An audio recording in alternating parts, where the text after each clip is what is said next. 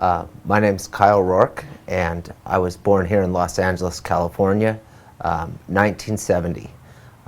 My mom is from, and dad are both from Kansas City. My dad's from Kansas City, Kansas, and my mom's from Kansas City, Missouri. My mother's an English teacher, so she has a bachelor's degree, and my dad's a mathematician, so he has a master's degree, and he was an aerospace engineer, and they both just retired.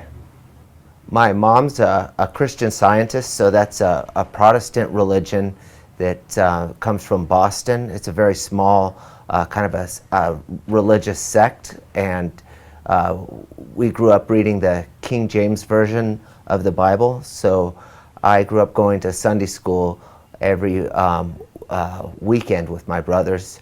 I have two brothers, an older brother and a younger brother. And my dad is an agnostic and a scientist, so he never went to church with us, so it was just my mom and my two brothers. I'd say we weren't that religious. My mom's very religious, but I'd say my two brothers and I, we kind of rebelled against religion, and we just had a lot of questions that I don't think we found an answer to in the Bibles. We all liked some of the Bible stories. My older brother's a professor who's kind of a Marxist, so he's very left, so he kind of rejected God. And then my younger brother is a construction worker, so he's married and has two kids, so he's starting to look into different religions. I think he's been to the Mormon church, and he's been to a couple other Christian churches. He wants to find some kind of religious background for his family. And I'd say for growing up, from what we learned in church, it was very different from what how school was. Like there was a lot of pressure, mostly just to be a good student, get good grades, and there was a lot of pressures growing up for going out and having fun, drinking, doing drugs and stuff like that. So I think the religious background for a lot of kids that I grew up,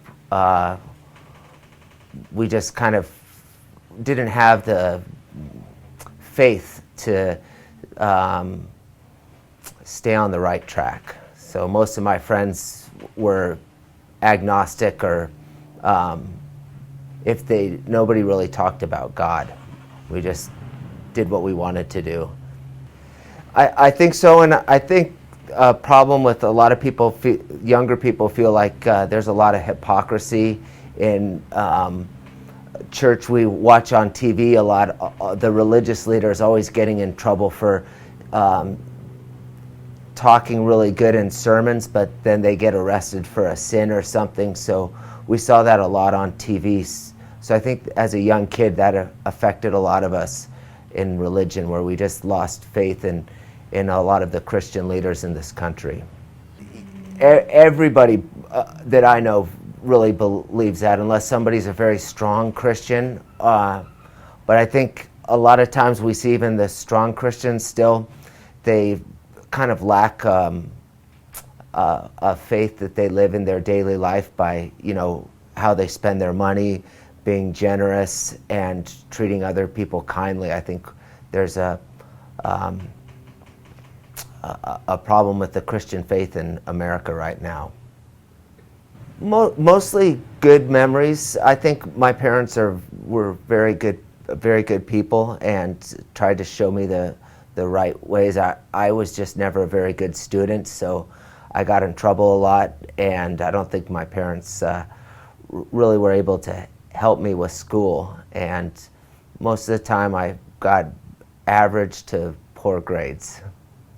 The first 10 years of my life, I grew up in a La Cañada, and it was pretty much a pure white neighborhood. We didn't have, the only minorities were Asians, so I kind of remember that there was a city right next to me that was Pasadena, and they had a lot more, it was pretty much African American, and I remember they were going to integrate the schools, and I remember on TV seeing a lot of white parents yelling at little black kids on the bus, and that had an effect on me. So when I was about 3rd and 4th grade, I went to a private school, and that was a little bit more mixed, where we did have more minorities. So it was the first time I went to school with African American kids. So I felt good being able to make friends with people from outside of my own race. And then we moved from La Cañada down here to Palos Verdes, and the schools up where I grew up are very challenging, and most of the parents have a lot of money and a lot of education, so there's a lot of pressure to study hard, and if you're not good in sports or school, you kind of fall into the wrong group. And I started listening to rock and roll and hanging out with friends, and I grew my hair long, and so that was my lifestyle. I didn't really care about school, and I was looking probably to get out and go into the military was my idea by the time I got into high school. Bad memories in school, I don't have too many. I did go to kind of a special school where you could go to school part-time, and I got into lifting weights. So I started to exercise a lot. So I did get a skill before I joined the military. I learned how to weight lift, and that was the best experience I had. I had a weightlifting teacher that spent a lot of time with me. While I was in high school, a friend of mine joined the Army in 1988, so I went and saw an Army recruiter and then also a United States Marine recruiter. So I decided to join the Marines in 1989, and I went down to San Diego in 1989, and when I got out, the Berlin Wall fell down, and the military invaded Panama. So while I was in my training, I watched all this, and right as I was a new Marine, the first Iraq War broke out with Kuwait, so that had a big effect on me. I was in Japan during the time, but almost everybody I knew went over and had to fight in Kuwait, and I was 20 years old and 21 during the war. During which war? The Desert Storm. I was in the military from 1989 to 1999. No, I worked on artillery, so I shot cannons. We're right behind the infantry, so the Marines' job is to be the first to go into battle. So like if we land on a beach, we'll go from the ship. Japan? I was in Japan, Hawaii, and Kentucky. And in Kentucky, I was switched over into the Army, and I was in helicopter warfare. So I flew in helicopters and shot cannons again. What's the meaning of shot cannons? What's that?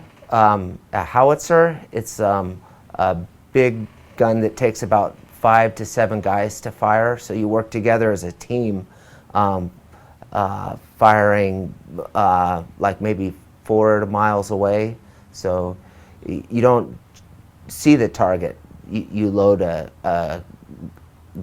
big bomb in the cannon, and you shoot it kind of like a rocket. Ah, I see, I understand. You don't see the target, but... Right, they call it indirect fire. Indirect fire. What was your mission in that? I was... What's your duty? I was the second, like a sergeant. So I had one boss, and then I was in charge of 5 guys. So I had to make sure everybody did their job. I also drove the truck too.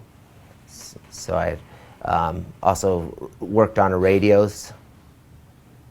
You worked there for 4 years? 9 years. 9 years you worked. Why you abandoned that job? I ended up having some trouble, so I left early. I had